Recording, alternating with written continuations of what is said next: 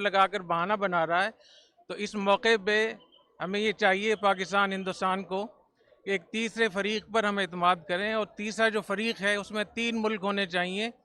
एक हिंदुस्तान का एक दोस्त मुल्क हो जो उनके नज़दीक काबिल एतमाद हो, एक पाकिस्तान का दोस्त मुल्क हो, और तीसरा मुश्तरका दोस्त हो। तो ये तीनों मुल्क इस बात की तहकीक करें, इससे पहले किसी पर इल्ज़ाम लगाना दुरुस्त नहीं है।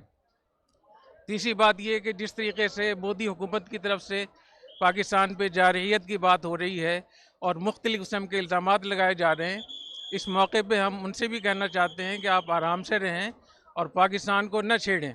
और मुझे ऐसे मालूम होता है जैसे हदीस शरीफ में जो ग़ज़वा हिंद की बिशारत है, उसके असबाब ख़ुद मोदी हुकूमत उसके लिए इंतज़ामात कर रही है। नबी करीम सल्लल्लाहु अलैहि वसल्लम ने इरशाद फरमाया कि 2 जमातें जन्नत में जाएंगी, जहन्नम से महफूज होंगी। एक वो जमात जो हिंदुस्तान से जिहाद करेगी, और एक वो जमात जो ईसा अलैहिस्सलाम के साथ होगी।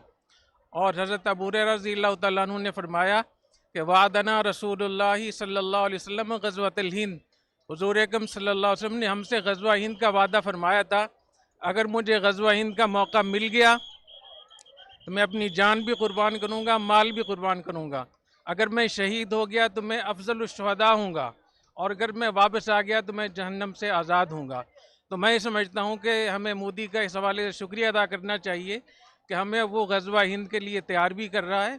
और मेरा ये ख्याल है कि जो हमारे चैलेंजेस थे, आपस के इख्तिलाफ़ात थे, हुकूमत के, अपोजिशन के, फ़ौज के बारे में बहुत सारी आरात थी, तो मोदी की इस जारहियत की वजह से हमारा पूरा मुल्क इकट्ठा हो गया है।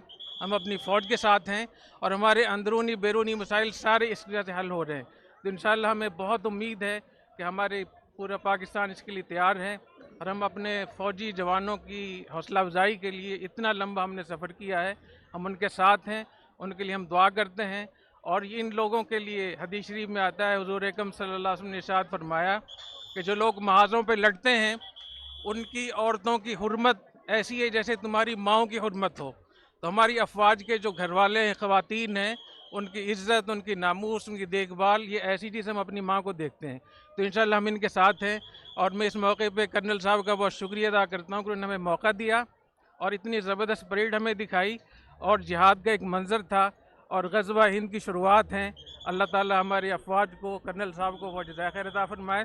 मैं अपनी पूरी वफ़द की तरफ से, टीम की तरफ से शुक्रिया अदा करूँगा। अल्लाह ताला बहुत जज़ाए खैर अता फरमाए। बहुत शुक्रिया। नीचे नीचे आप नीचे बैठ जाए, मैं माइक नीचे कर देता हूँ, छोड़ दे, आ जाओ, खड़े हो नीचे बैठ जाओ, नीचे बैठ जाओ, नीचे बैठ जाओ, नीचे हो जाओ, नीचे हो जाओ, नीचे बैठ जाए, माइक नीचे चलो सारी। बिस्मिल्लाहिर्रहमानिर्रहीम। सबसे पहले तो मैं इसका आगाज़ करूँगा कि ऊंचा बोलना। बिस्मिल्लाहिर्रहमानिर्रहीम। सबसे पहले तो जो हमारे उस्ताद हज़रत मुफ्ती अब्दुल रहीम साहब ने पैगाम दिया है, मैं उसी को रिपीट करूँगा। देखें, इंडिया और पाकिस्तान की आवाम का मसला नहीं है। इंडिया में हिंदू हैं, सिख हैं, ईसाई हैं, मुस्लिम्स हैं। पाकिस्तान में भी हिंदू भी हैं, सिख भी हैं, मेजॉरिटी मुसलमानों की है, ईसाई भी हैं। ये सब एक जान है। हम जब दूसरे मुल्कों में जाते हैं तो मैंने देखा है कि एक ही प्लेट में बैठ के खा रहे होते हैं, पाकिस्तानी भी और इंडियन भी। कोई फ़र्क नहीं है इंडियन पाकिस्तानियों में। कल्चर सेम है, ज़बान सेम है। वो उस उर्दू को वो हिंदी कह देते हैं और हम हिंदी को उर्दू कह देते हैं। तो कोई फ़र्क नहीं है। ना इंडिया से हमारी दुश्मनी है, ना इंडिया की पाकिस्तान से दुश्मनी है। ये एक गवर्नमेंट है मोदी, जिसने दिमाग ख़राब किया हुआ है, जिसका अपनी खोपड़ी आउट हुई हुई है और सारी दुनिया को वो बदअमनी में डाल रहा है। तो इंडियन को भी चाहिए, पाकिस्तानियों को भी चाहिए, एक इंसान को काबू में लाएं आप। एक की खोपड़ी को सेट कर देंगे, पूरी दुनिया में अमन हो जाएगा। उसकी खोपड़ी ख़राब हो गई है। पहलगाम में उसने खुद वो किया है जो कुछ किया है। पहलगाम में जो कुछ हुआ है, बेगुनाह लोग मारे गए, हम उसकी भरपूर मजम्मत करते हैं। इस्लाम तो मैदान जंग में बूढ़ों और बच्चों को कत्ल करने की इजाज़त नहीं देता, वो सयाहों को कत्ल करने की कहाँ से इजाज़त देगा। तो पाकिस्तान का इस पहलगाम वाले वाक़े से कोई ताल्लुक़ नहीं है और उस वाक़े की हम भरपूर मजम्मत करते हैं। और जो जुल्म पहलगाम में लोगों पर हुआ, इंडियन पर हुआ, हम उसमें इंडिया के साथ हैं, इंडिया वालों के साथ हैं। तो एक आदमी की खोपड़ी ख़राब हुई हुई है, सबको मिलकर उसकी खोपड़ी को ठीक करने की ज़रूरत है। जंग की धमकियाँ दे रहा है वो, मैं यूं कर दूंगा, मैं यूं कर दूंगा, झूठा इल्ज़ाम हमारे ऊपर डाल दिया, आप सबूत भी दिए। भाई, अगर आपका ख्याल है कि पाकिस्तान ने ये काम किया है तो आप एक तीसरे मुल्क को सालिस बनाएं। जब भी दो में झगड़ा होता है, तीसरा सालिसी का किरदार अदा करता है। पाकिस्तान सबूत पेश करने के लिए तैयार है। तो पहला तो मैं पैगाम दूंगा कि मसला इंडिया पाकिस्तान का या वहाँ की आवाम का नहीं है, मसला एक मोदी हुकूमत का है जिसका दिमाग ख़राब हो गया है।